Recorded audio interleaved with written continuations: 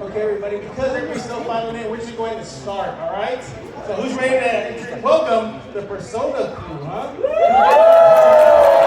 Let's give them a big Kawacon 2025 welcome to Allegra Clark.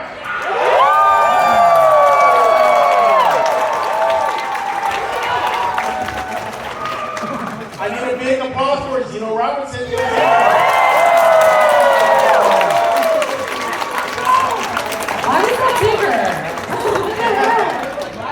How about a round of applause for Kirk Thornton?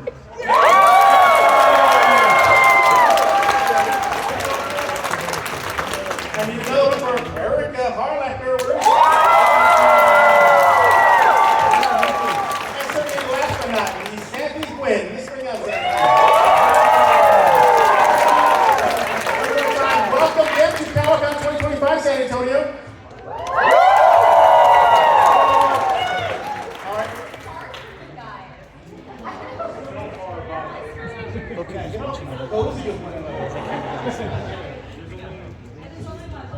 We're going to share one mic, right? All right? First of all, guys, thank y'all for coming to San Antonio. Yeah, for sure. Thank y'all for taking time out of your schedules coming to San Antonio, joining Kawacon 2025. As you can see, we have a packed house. People are still going to be filing in. So how about we just dive into what the fans want to know about you? How about that? Does that sound cool? Are you guys going to go meet Lotus Juice? Yeah. He is so nice. He's the coolest guy ever. Yeah. He wanted a picture with us, and I'm just like, you know, we want a picture with you. You're Lotus Juice. Hey, well, let's kick this off. We have the first question of the panel. Go ahead. Hello, oh my gosh. I love you guys so much. Deep passion in my heart for this series. I have a question for Zeno. And of course, I'm so sorry, I'm so Allegra.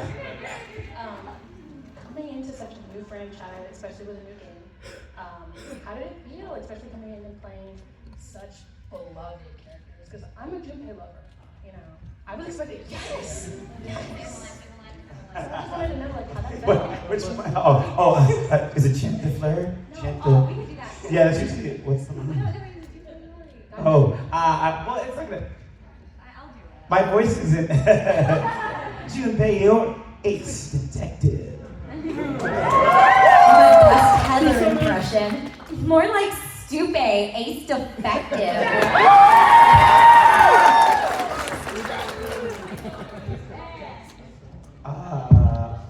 Excuse my voice. It's going out. So sorry.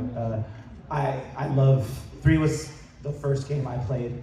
Well, technically it was 2, but I played through FES. I didn't play through 2, and so I kind of knew like what I was getting into with Junpei, and I knew like which scenes that would be like. I was like, I gotta lock in on this one specifically, and I think I don't want to speak for you, but I know we went into it like we want to like kind of do our own take on these characters while honoring the original performances, because like a lot of those actors were actors who inspired us. Yeah. So. It's I've definitely worked with Tara in the past, and I never wanted to feel like I was stepping on her shoes in any way, because at the end they didn't play us like their original performances as any kind of reference, because at that point, if they had been like, okay, so imitate them, I would have just been like, no, bring them back. Like, I don't want to voice match a talented actor. I just want to, I'd like to, do my own spin on it. Like, what would a 2020 something Mitsuru feel like, even though, it is still set in the aughts when we were teenagers. I was actually like, I realized I think I'm about Mitsuru's age. And so, I guess, yeah, Mitsuru would be my age right now. Okay. Now imagine late 30s mommy Mitsuru, and just like, that's right. So yeah, it was definitely a little intimidating, and we knew that, there would be like, there'd be some pushback and everything. But at the end of the day, we just had so much fun. It was like we knew what we were getting into, and we were like, this is gonna be so good! Speaking of characters, should we quickly say which Persona characters we play, just in case anyone doesn't know? You start. You guys start. So I'm Xanthe Huynh, and I play harlacher. First time I met Xanthe, I was like, I just want you to know Haru was my wife. I'm Erika Clark. Stone, and I play Xanthe Huynh. I'm Kirk Thornton, and I play Igor. I'm Zeno. I play Junpei in Persona 3 Reload. And I'm Allegra Clark, and I play Mitsuru in Persona 3 Reload. All right, we have another question on this side. Hi. I hope this is not a dream. I do not want to wake up because I've been waiting for this moment to actually meet you guys because Erika, you inspired me. You want somebody to pinch you? We pour some cold water on you? Erika, you actually. I like how me and Kirk are like, you want us to physically like. Erika, you actually inspired me because then I saw your video of you going to Tokyo in the Persona, and I want to do that. So, Thank you. my mom she loves you guys because I played over 500 hours of Persona and the Trails music you guys are in. And my mom wanted me to ask you guys this from her, if you guys could still do your voices of Yuna and Altina. Oh gosh. And can we just read these one line, that's it, for me? Yeah. You go. I wrote your character. Thank you. And she goes first. Oh, we're doing a scene. Oh, Yeah. jeez. Oh god. What is Live the acting. Okay, hold on. Give us our crossbow back. Okay. Aw, look at those fluffy sheep.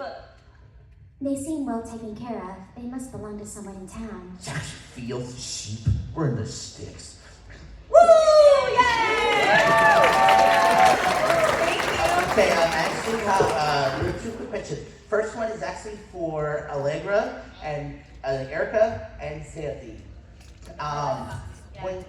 What was it like playing, the role for you guys, Persona 5, and then moving on to the Legend of Heroes, Trails of Cold Steel, where you play Lucian Dodge's sister, Fiona, and you played Muriel, and you played Yuna and Altina. So how was that to transition from the voices? Oh, I mean, it sort of falls into our day-to-day where actually, I don't think I ever recorded Persona and Trails like simultaneously. I think those sessions were very separate. But, there are often times that we'll be like, we have a session in the morning and then another session in the afternoon. And I think my favorite example of this was I was working on a dub of a Korean TV show for children in which I played Mama Flora, the goose, just hanging out with her little children who were voiced by actual children, and it was the most heartwarming thing. Julie Madalena was directing it and everything. Then an hour later, I walked down the hall and was working on Gun Gale Online and playing Pito Hui, who is a psychopath. So it's, that's just the average day. I think we're very used to, as voice actors specifically, just kind of jumping between different characters, different voices and everything. And sometimes you just have to make sure between the sessions you're like warming up a different part of your register if you are jumping around in your registers. But otherwise it's just it's fun. Yeah. I think actually my Persona and Trails characters have really similar voices. I think yours also have pretty similar voices, right? They're still a little different. But they're just like different in their personalities. One Yeah. is- Yeah. So one is a little bit more sweet and dainty, and then the other one's kind of like monotone and cold. Right. Yeah. Thank you. Good question. I don't know where you went. He's Okay, great. All right, got our next question up. Go ahead. Hey, hi, good morning. Shoot. Good afternoon. Excellent afternoon. So You know what? It's the morning in LA still, so like our brains are still I was thinking ahead. So basically, whenever I think of Persona, I think of like moments in the series that kind of really got me hooked on it and really got me like tied, connecting with the characters, what really resonated with me. And whoa, is the mic off? No, I'm freaking out. So I Connect started. with the characters. Thank you. You're welcome. So I started with Persona 5, and after the Kamoshida arc, spoilers, they beat Kamoshida, my bad. It really resonated with me with the whole, the whole terms of, seizing, power and being able to make a change in, everyday bullcrap. And, that's where I first connected with it. Where did you guys first, really resonate with the series? Well, did any of you play Persona before you were in Persona? Yes, No, I think I you did. played- Yeah. I did as well, but I started with 5 and I never got to 3 because by the time I was like, hey, maybe I'll like go back and play some of the older games, I knew that they were gonna put out Reload, and I was like, I'm gonna wait. Yeah, is it like connecting in general with the franchise or connecting with our individual characters? I guess. What was the moment you were like, oh, I like this? This is the franchise. Oh, the franchise. I played FES, and then the opening, like the opening song, which was like Burn My Dread, came on with the anime video. That's when I knew. I said, oh, this is gonna be good. I think it was the music for me too in 5. I was like, this jazz is good. Oh my god. But I think that's an important, like, music is such an important part of the Persona franchise. So like, I wouldn't be shocked if for a lot of people the music was something that immediately drew them in. Also, like the awakening scene in 3, when you first used the evoker, was crazy. I was like, how are they doing this at this time? I thought it was a cool idea, so I was like, yeah, this is my jazz. So yeah, I kind of knew immediately. We gotta feature Kirk or something too. Come on. Man, a few words. Yes. I guess when playing the first time through P5 Vanilla, I felt like I really liked the everyday stuff, like outside of Mementos. Like, you really had to figure out how to manage your time, and I was like, this is like my day-to-day life. Like, yeah, I'm really bad at time management. And then when I played Royal, there was the moments where like I was like, oh, you can try to do workouts and bench, like, you know, like pull-ups in your room, and then when you first see Joker like dead on the floor, I was like, oh, it's so relatable. Yeah. I hadn't played any Persona before I was cast. I'm so sorry, I don't know. But I knew of it because I'd seen it at conventions being like, coming soon for like 5 years. And when I got cast and I came in, they were like, so do you know what Persona is? And I was like, is that the game that you've been saying is gonna come out for like half a decade? And they're like, yes. So the first moment where I really felt like, okay, yeah, this is a really special project was when we were doing An's Awakening scene. It's just, I don't know, I feel like An is the character that I've related to the most out of any character I've ever played, and that moment is just so, I don't know, it like still gives me chills thinking about it. I just love it so much. It's such a good series. All right, we got another question over here. Hi, Kirk, this is for you.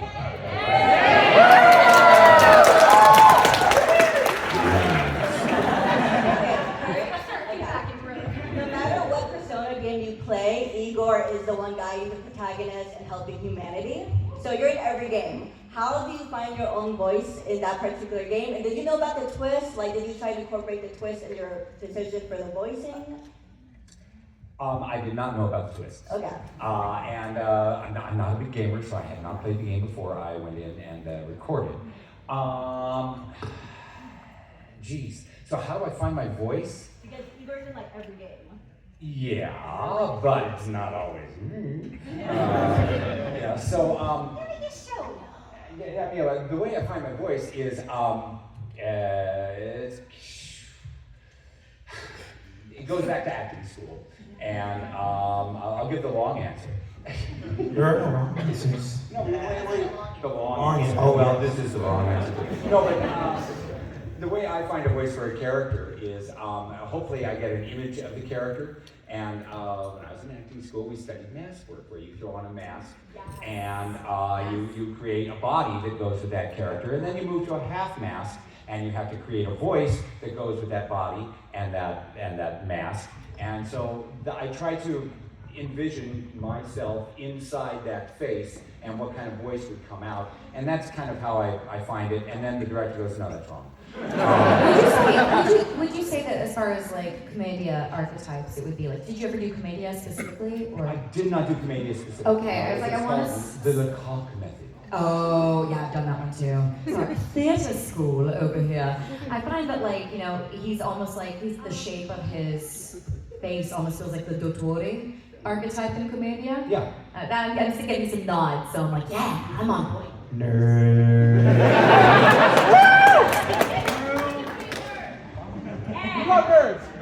Look, you need 5 intelligence to talk to me. So, you know what? All right, thank you so much for that question. All right, we got a question over here. Hi there, my name's Tim, and I know you guys, record your lines and you only get to see bits and pieces of the work. I was wondering if after you had done the game was released, did you go back and play the game, and what do you guys think of it for your respective games?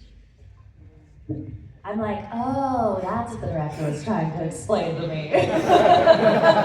Sometimes for these like video games specifically, they'll be like, and then this huge thing for the Kamoshida fight, they were like, and he's sitting on a toilet, and I was like, what are you talking about? And so when I played the game, I was like, oh, gross. He's giant and sitting on the. Okay, I get it. I hate him. Let's kill him. For me, like, Haru comes in pretty late in the game, so like I missed like tons of character development up to this point, and she just kind of appears and starts to get to know everybody. So I forgot where I was going with this. What was the question? How does it feel to like play the game afterwards? Oh yeah, playing the game afterwards. Yeah, going back to play, I was like, I did not realize how much I missed because I felt like I did have a lot of recording sessions for this character, but I can only imagine how much you guys did from the beginning to that point. But yeah, it was a whole different experience playing it because when I got to the lines that I recorded, I was like, I envisioned this completely different in my brain. So seeing it was pretty cool, and also like getting to know Akechi was really different too. Actually, your intro scene was one of the ones that they were trying to describe to me. And they were like, so Xanthe is playing this. And I was like, I love Xanthe.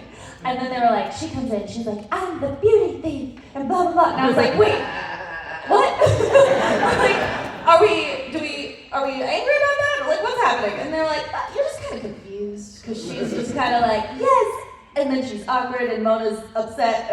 It was a lot. So when I actually saw the scene, it's one of my favorite scenes in the game, because it's so funny. And you do such a good job of being like, yes! Correct! I loved that scene, and that really solidified like my love of Haru immediately because I was like, she's trying so hard, and she was told, she was told what the bit was, and she's like, I am committing to this bit, and I'm like, I have respect for this. You memorize your lines and nothing else, and then we go off script because we're like, no, you're not. What are you doing? And you're like, let's just say the same thing again. For us, I mean, sort of like, Persona 3 was a game that already existed, so there were no real like visual surprises as far as like, with the exception, obviously there were things like the Link episodes that were new, and seeing those play out the theatres. And at the very least, we got visuals as we were recording, so like I saw rough animation of Mitsuru and like kind of Leia and Artemisia and everything, but like actually seeing how pretty it was with like the updated graphics. Out. There you go out. Should be another mic up there. They're cutting me. They're just like, shut up, Allegra. No one cares about you. I'm like, oh, okay. Yeah, just like actually seeing the visuals and like seeing the sprites and seeing how everything's laid out was really cool. And then like hearing Koromaru, honestly, and just seeing Koromaru and Koromaru existing and Koromaru being Koromaru. Koromaru. What's your favorite part about the game? Yeah, I played the original, so I was like, I wonder how they're gonna P5 it, like how they're gonna translate it. But a lot of stuff didn't come as a surprise because I already knew. That's because I played it. Except like the theatres and like the Junpei Chidori scene was like a new cutscene for that game, which is really cool. So actually, I got a really good example of this. Sorry. Some of the tweaks that they did. So for instance, generally no spoilers, but October. The way that scene changed as far as the blocking went. Oh boy, I was not prepared for how much that was gonna make me cry. Just 5 snakes.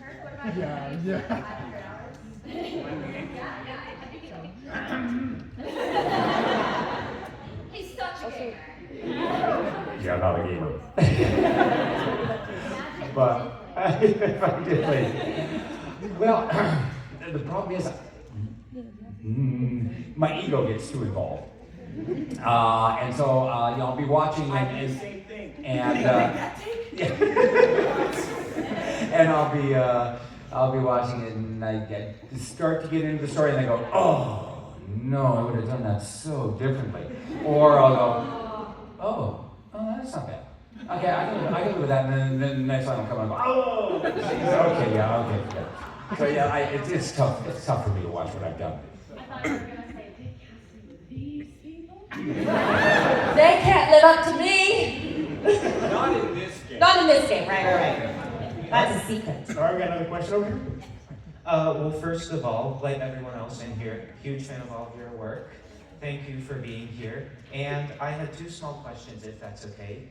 For Zeno and Allegra, I wanted to know, when you were originally auditioning for Persona 3 Reload, was there initially a different character that you auditioned for? And for Kirk, I wanted to know, because initially Igor, who had a different voice actor at the time than Warren, I wanted to know how you managed to land the role for him as the current voice of Igor. And that I also loved your voice in Persona 4 as King Moron, too.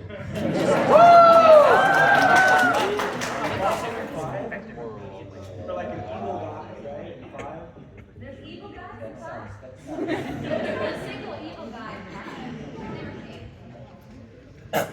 Well, I'll answer that real quick. Yeah, I mean, I've got a history with Atlas. I've worked a number of games with them, and so I got this job the way I get so many of my jobs. Which they go, you? And you go, yes, and then they cast you? Yeah. Yeah, basically, I get to the studio and they go, oh, you're doing this. And I go, oh, okay, let's do it. Well, what do you want? But no, I don't think I auditioned for Igor. They just tossed it in my lap. Imagine. What? No, what do you say? Please. Who did I audition for? I also auditioned for you because I read for 3. It's usually like a pick 3 thing. So I read for Mitsuru, I read for Yukari, and Fuka, maybe? Yeah, I think I did the 3 of them, maybe. But like, the thing is, the Mitsuru specs say, and French. So I was like, forget any of them, it's gonna be the French one. And then true to form, Val actually emailed me because she wasn't sure she'd seen my Mitsuru audition. She was like, I wanna make sure you read for this character in particular. I think with some of them, Atlas may have kind of known there were a couple people they wanted to read specifically for it. And I'd worked with Atlas in the past and they knew I spoke French, so I felt like a natural, thing. Yeah. She told me like they gave her a lot of control, or like she had a lot of influence. So they were like, "Which one?" And she was like, "Damn, you want that?" Yeah. I auditioned for Akihiko and the pro tag as well, but I had a feeling that I didn't know what it was at the time. It felt very Persona 3. Okay, but I was like, maybe the only reason I knew is because they tried to hide Yuko's sides, but they put Yuko's name in it at the description. So the character name was different, but then her name was in the description. I was like, oh, my girlfriend! I kind of knew I was going to book Junpei, because if I were going to book anybody, because I was working on Grand Blue as Vane. He's kind of a similar guy. A Vane fan. Thank you. Yeah. And she was like, she pulled me aside and said, she's like, I got this thing, and I want you to audition. And I left being like, that felt very Persona-y. I hope it's Persona. And it was. Yeah. Awesome. Are we got a question over here? So I know that there's a very typical question of like, what is your favorite line? But do you have a favorite line that a different character said that you wish like you had gotten to or had fit better in your character? I don't think anything would fit better for my character, but I really love Alejandro's "You're a Moron." It's so fun. I was jealous of all of Zeno's weird noises. I was like, man, I want to do that. When he gets rejected on the beach, then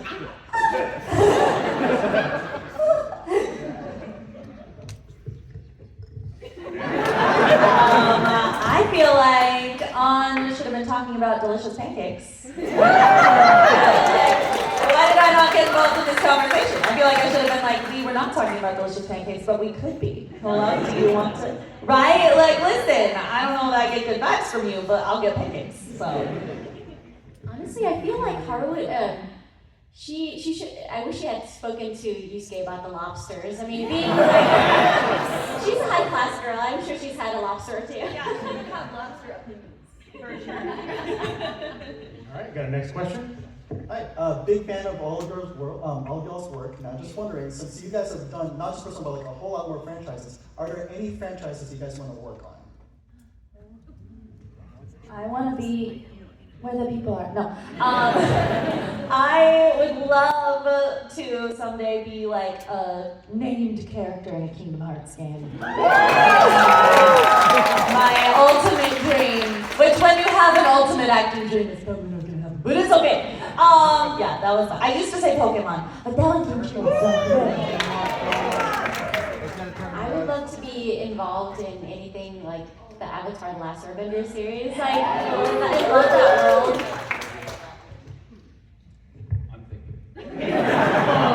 It's hard when you've been in so many legendary.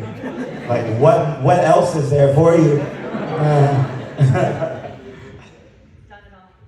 Ace Attorney.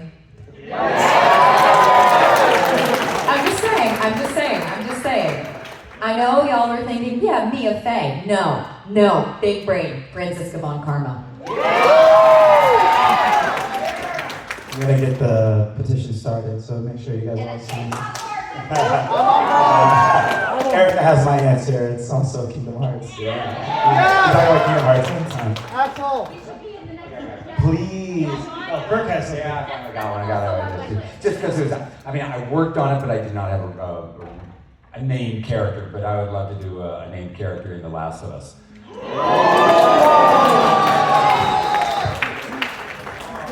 right. You have a question up front? This is for Zeno.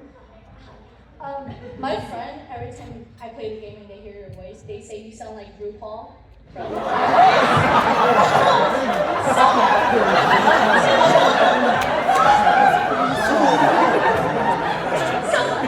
my question is, what do you think Junpei's favorite drag queen would be? And Shidori had him like, hey, sit down, I want you to walk something. Yeah. And it's RuPaul's Drag Race. I don't know the queens, but I do feel like Junpei would be into it. He would.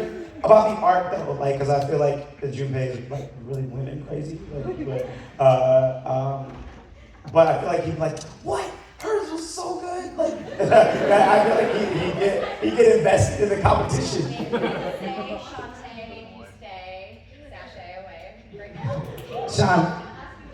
Xanthe, you stay.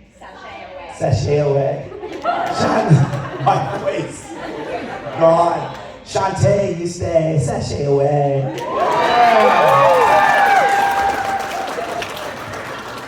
right. We got a question over here. Hi, this one's for Kirk. So,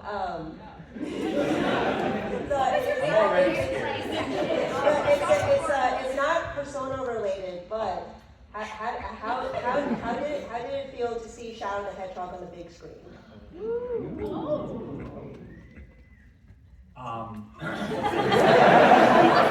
It's just been, the entire year has just been incredible. I've been doing Shadow for years now, and he's always been kind of in the background. So to have Sega call it the year of Shadow, it's just been ridiculous. I certainly never expected anything like that. So yeah, pretty incredible. Well, I also want to say, Colleen, she's Tails. Like how was that like a huge effect in the voice acting community that she's like with Jim Carrey and Keanu Reeves and just in Hollywood? Oh, we're all so happy for her. We're all just so jazzed for her, and yeah, just couldn't be happier that she got in. When I saw the posters and it's just like, Keanu Reeves, Idris Elba, Pauline Rosati, I'm like, yeah!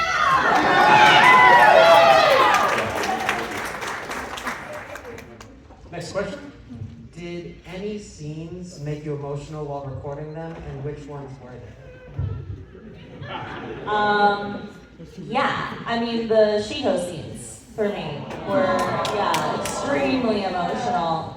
I don't know about you guys with P3, but for P5, I feel like a lot of us, the game came at like the exact right time for us with like things that were happening in our own lives, and that the Shiho stuff specifically, I was like, whoa, this is like very intense and cathartic to record, and that Shiho was able to get better, and it was just such a, I don't know, it's such a different experience than I've ever had with, most anime or video games where they're like, haha, I'm an anime girl, punch, and then that's it.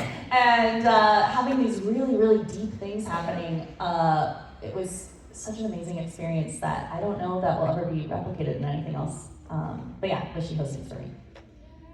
I think for me, Haru's thing with, she's been raised to be a good girl, and listening to her parents and the adults around her, like trusting that they have her best interest in mind, which, things went pretty badly with her fiance.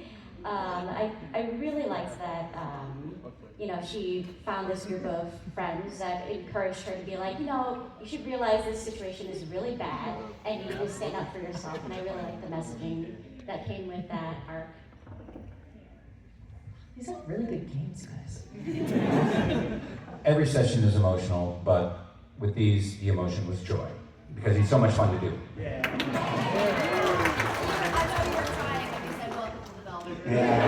such a heartfelt scene.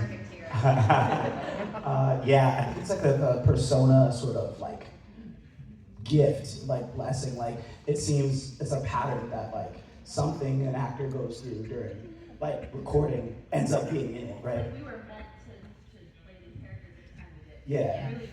Yeah. Like literally everything Junpei went through was like how I felt about like myself and like life, and the Chidori scene especially, like all that was real. Like I was going through a real situation, like losing a friend, not in the same way, but like a lot was going on in my personal life that I got to like cathartically express in that scene. It was like, I was like, dang, this is why I was supposed to get Junpei. Because I think this was gonna happen, and then I needed to do this scene to process that thing, and it really helped. And so like, Val had to come in and give me like a hug, and I was like crying. And so like, if you guys watch it, you go, is he really? I think I saw a stream where it's like, he was actually crying in the booth. That's because I was. And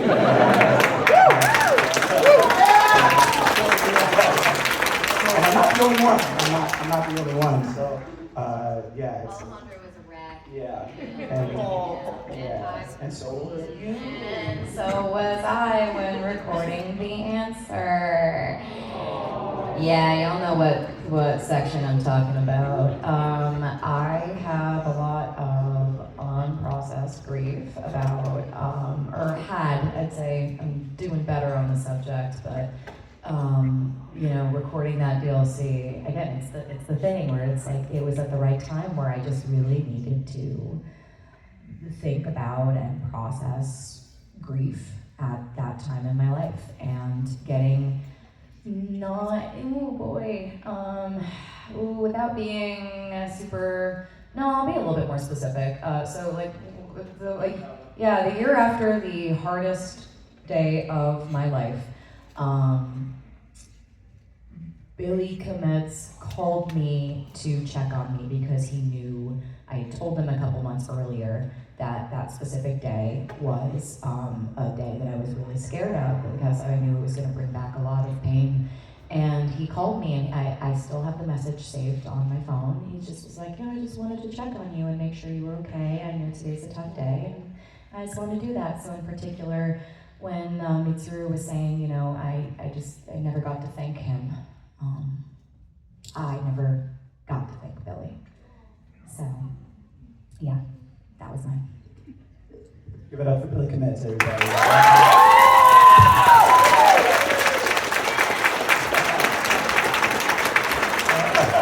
I just got a Frappuccino!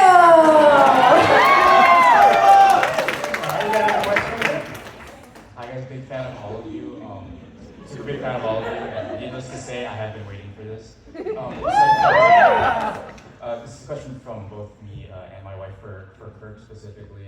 So as you do you have a favorite Velvet Room attendant? Or if it helps, if you were Igor, like who would you want your Velvet Room attendant? Do you need a quick little refresher of the attendance up? So there's Elizabeth. She's like real smart and tall and pretty. She's very chaotic. It's Tara being like, you know, what if I went down this slide? What is this club? I am going to dance outside this club. Protagonists want to sleep together? She broke a lot of rules. She wasn't supposed to break. I don't know the 4 attendants, but you know 5. There's these 2 twins, and they're really abusive to the protagonists. They like throw them in jail and they like hit them with whips. With batons. Yeah, they call them an inmate. Essentially she just yells at you all game until she realizes that you're kind of cool. Which one of those sound most appealing to you? Chaotic always resonates with me.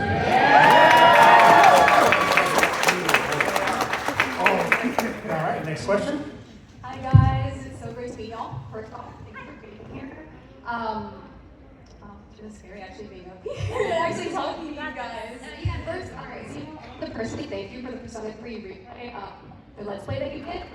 With Alex? Yeah. Oh. I got it on pre-sale, and I watched that, got really, really hyped for the series, the new game coming out. Yeah. 2 points. One, I wanted to ask everybody what their favorite song on the soundtrack was. I mean, I personally listened to it a lot. Want to know if y'all do too? And I wanted to know if Kirk would welcome us to the Velvet Room.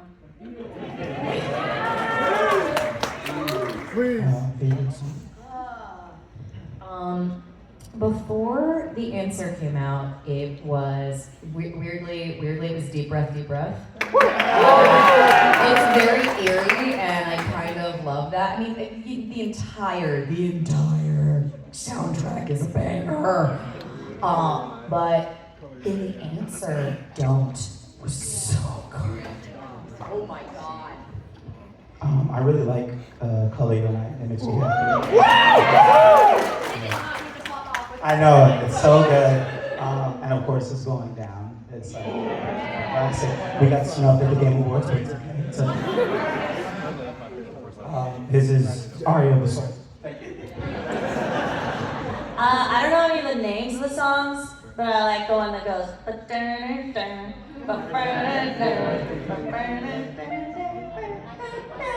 Yeah, that one. Michael James is great. That's a great one. Dun, dun, dun, dun, dun, dun. Yes. Yeah. I also like the part that's like. Yeah. Oh, that's like when you're hanging out with people. Yeah. I like Beneath the Mask, like in the cafe. Just kind of chill. But life will change, like that feeling when you're like, all right, I'm almost done with this house. I'm gonna go straight to like the last boss, and then just like I'm sprinting through the boss. I'm like, yeah. So hyped. Yeah. All right, your grand welcome. Yeah, Kirk, did you get You want my grand welcome?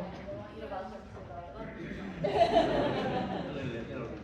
see if I can find his voice. Welcome to the Velvet Room.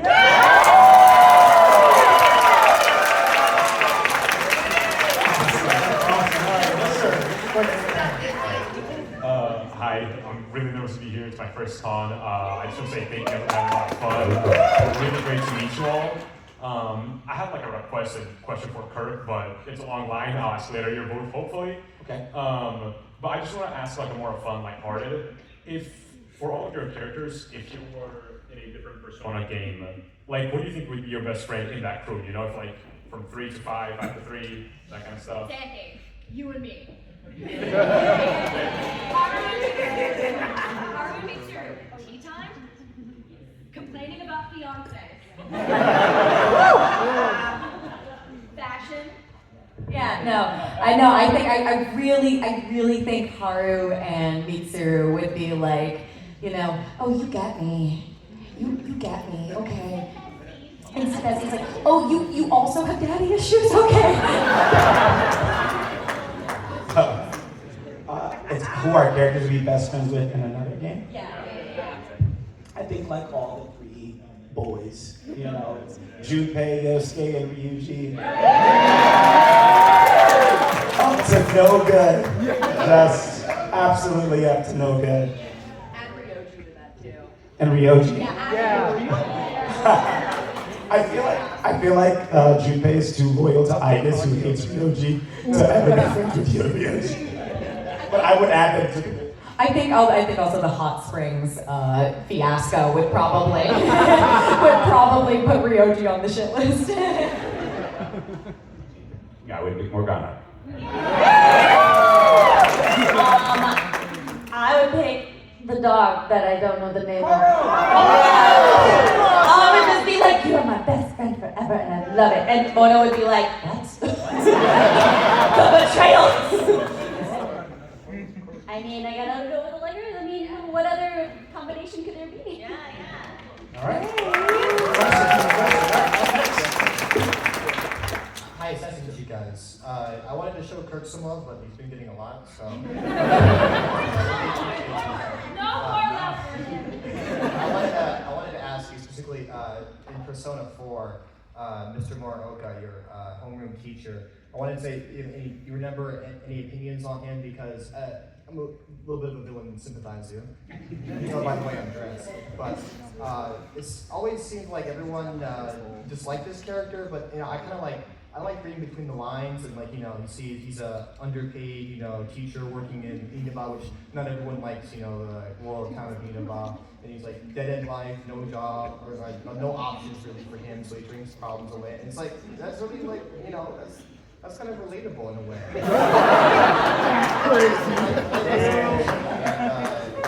He hurls tons of insults and he's super mean to you, but I don't really I kind of feel bad for him mostly.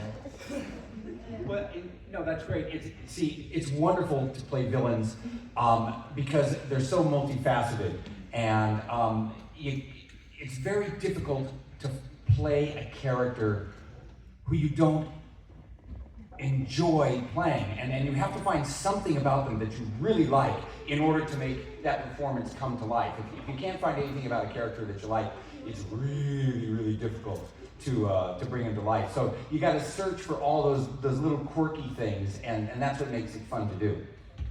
All right, good question. Thanks so much. That's very insightful what you said. I mean, you really summed it up well. Can you talk through that? Yeah. Okay. I apologize for asking a non-persona question.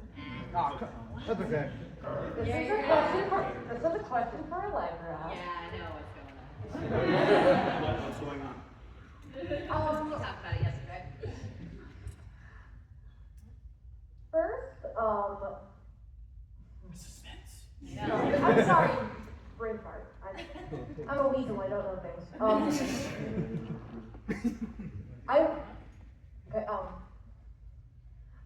As spoiler-free as possible, Yes. I'd definitely like to hear some of your insight on playing Iori Fuyusaka in 13 Sentinels. We need any 13 Sentinels people here? Oh, we got a bigger crowd of 13 Sentinels lovers than yesterday. I love it. Okay, if we can go into if she wants to talk about Miluko as well. Miwa-chan just wants crepes and good times. Yeah. And vanilla ice cream, and sometimes hot dogs. And also, the second part is please show the game to everyone here and make them buy it. Yeah, everyone buy 13 Sentinels Aegis Rim. It is a fantastic game. It was not my first time. Actually, no, I think it may have been my first time working with Atlas, who published it. It's a Vanillaware game. The art is gorgeous. The story is incredible.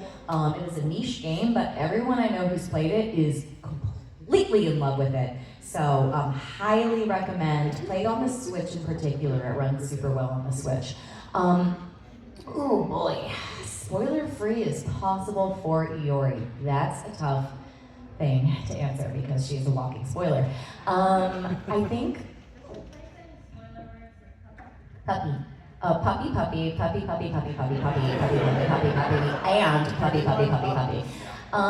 No, what was great about Iori is that Iori herself, no, Fuyusaka.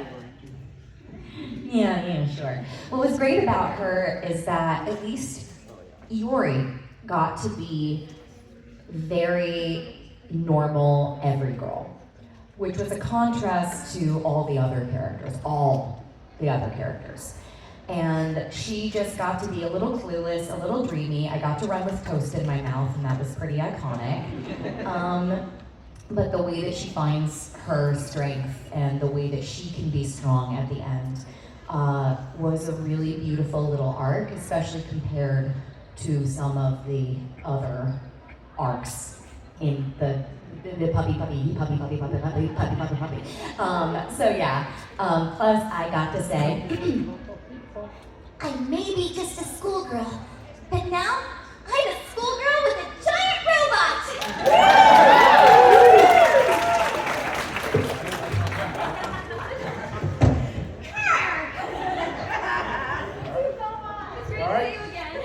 All right, these will be the last two questions of the panel, so go ahead, sir. So I am a big fan of all the Persona games so far, except for 1 and 2. I really didn't play those. I want to know, what is your favorite moment from like the spin-off specifically, or like the DLC from the answer? Does Royal count as a spin-off, or how are we counting like the Like Tactica and Strikers. Okay. Tactica. Strikers pig. Dancing. I like when they let Ryuji say the F word. because they should have the entire time. I'll get back to you.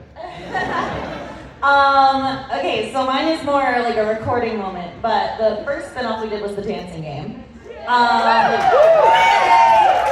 Which feels so long ago now, there's been like a gajillion since then. But I was so excited to play On again, because we recorded for months and I missed On already, and so I was so excited to go back in. First of all, I didn't realize there was going to be any stories. I thought it was just going to be like, let's dance, and then we just did dances. And then I came in and they were like, so the plot is, and I was like, oh, there's plot. So exciting. So the first few lines we recorded, and then the director, Val, she goes, okay, I know Erika is so excited right now. On is actually not excited about what's happening. So I need you to bring the excitement down a few notches. And I was like, okay, I'm so sorry, I'm just so excited to be back. So that was my favorite spin-off moment, I think. That's amazing. I just remember for the dancing game, I recorded way more than I did for P5 Vanilla. Poor Haru. But for one of my favorite moments in Strikers is when Haru gets behind the wheel and she got so excited. At the time we were recording to animatic, so it was kind of cool to see it fully animated when she was actually driving, and you hear all the others just kind of screaming for joy. I guess also, I don't know that this counts as a spin-off, but when Joker was in Smash. And they are so secretive, right? They brought us in, and I was going to the studio that I really don't work with that often, and I was like, okay, did I audition for something? I'm confused. And I walk in as Erika Lindbeck is walking out, and she goes, do you know what you're here for? And I go, no. And she goes, okay, have fun! And then she leaves. And I was like, that's ominous. So I went in, they made me sign all these NDAs, before they even talked to me. And I saw that On was pulled up on like the screen, like a YouTube clip of her, so that they could know what the voice was. And I was like, oh, what's happening? Are we doing Persona? What's going on? So after I signed everything, they were like, all right, these two guys are from Nintendo. And I went, is Joker in Smash? And they went, yeah. And I went, ah! And they were like, let's put you in the booth because we need that reaction exactly right now. So I was so excited. Yeah, I can't live up to any of those stories. All right, we got the Next question. All right, this is the last question of the con. Sorry, the panel, excuse me.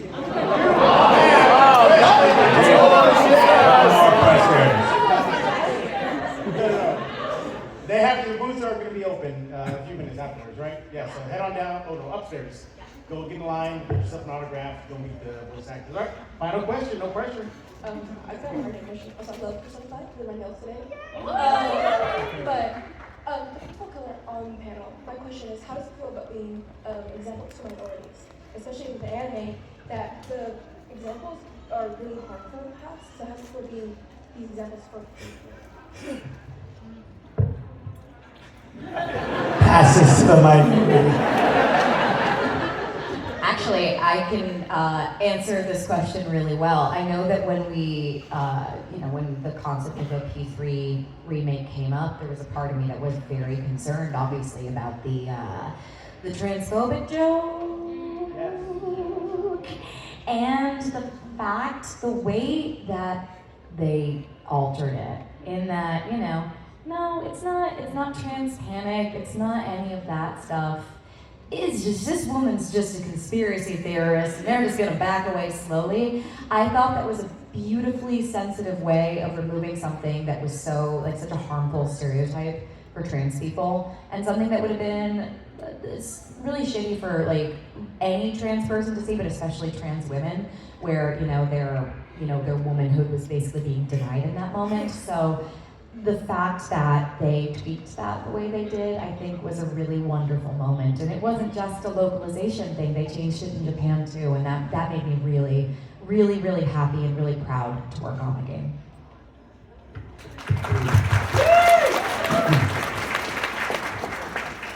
As someone who grew up on these games and grew up in this community, it was really, I never really got to see myself in a lot of casts, which is okay because I love everyone and everyone's incredibly talented.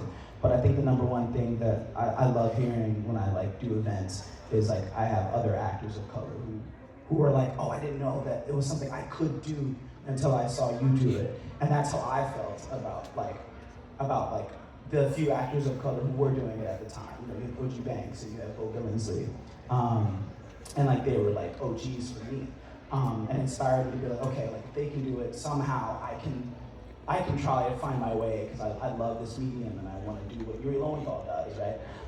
And so to have, I think as diverse as the P3 cast ended up being. I'm like the only white girl in the cast. Are you?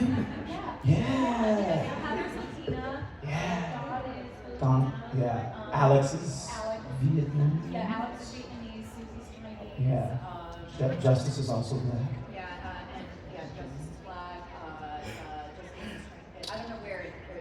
Yeah. And then Alejandro is, Filipino and Lebanese. Mm-hmm. And so, I'm just, the gay white girl in the cast.